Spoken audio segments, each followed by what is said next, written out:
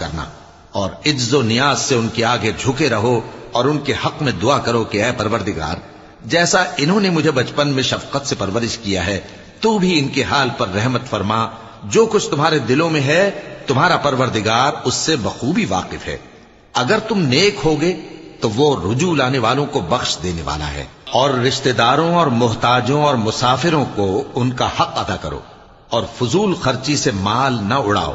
کہ فضول خرچی کرنے والے تو شیطان کے بھائی ہیں، اور شیطان اپنے پروردگار کی نعمتوں کا کفران کرنے والا یعنی ناشکرا ہے۔ اور اگر تم اپنے پروردگار کی رحمت یعنی فراخ دستی کے انتظار میں، جس کی تمہیں امید ہو، ان مستحقین کی طرف توجہ نہ کر سکو تو ان سے نرمی سے بات کہہ دیا کرو، اور اپنے ہاتھ کو نہ تو گردن سے بندھا ہوا یعنی بہت تنگ کر لو کہ کسی کو کچھ دو ہی نہیں، اور نہ بالکل کھول ہی دو کہ سبھی کچھ دے ڈالو، اور انجام یہ ہو کہ ملامت زدہ اور حسرت